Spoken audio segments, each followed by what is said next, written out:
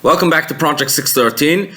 We have learned previously that the Torah tells us that there are various gifts that we need to give to the Kohanim, to the priests, in appreciation for the service they do for us in the temple. Today, we will learn 3 mitzvot about 3 additional gifts that we have to give to the Kohanim, to the priests. The first is the gift of Challah. And that means every time we make a dough, we have to separate a portion and give it to the Kohen, to the priest.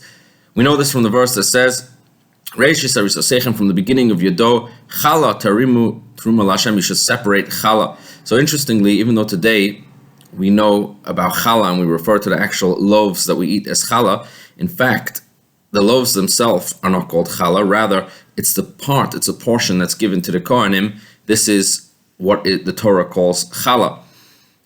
Now, biblically, this mitzvah applies only in the land of Israel, but rabbinically, this mitzvah is applicable in the diaspora as well. How much has to be given? The Torah doesn't define an amount, but our sages told us that from a household dough, it should be about 1 in 24, and from a wholesale dough, like from the dough of a baker, it should be 1 in 48. There are various laws about the different types of doughs that would require challah to be taken and what size exactly the dough has to be in order for one to be obligated to make the special blessing that's recited when taking challah.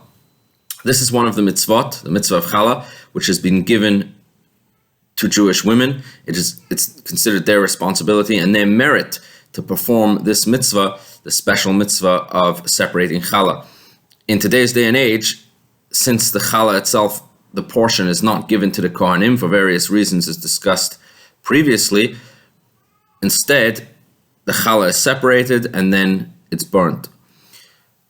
The second mitzvah that we learned today is that every time we slaughter an animal for ourselves to eat, we're not talking about sacrificial offerings, but even regular animals that are slaughtered, there are certain parts that have to be given to the Kohen. Specifically, the verse tells us, Hazroya v'alachayayim v'hakeva, which means the right foreleg and the cheekbone, or the meat that's near the cheekbone, and the keva, which is one of the stomachs of the animal. This also has to be given to the Kohanim, to the priests, and is considered one of the priestly gifts.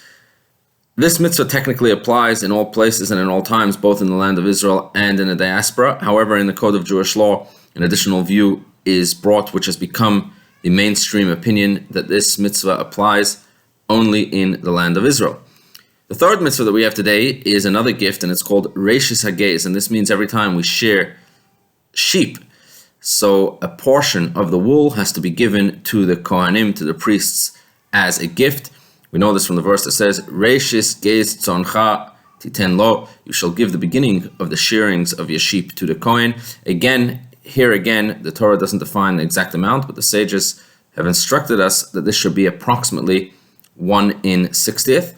This mitzvah also applies only in the land of Israel. And also, this mitzvah only applies if a person has at least 5 sheep that he is shearing. If it's less than that, then there would be no obligation to give the shearings to the Kohen. Have a wonderful, wonderful day.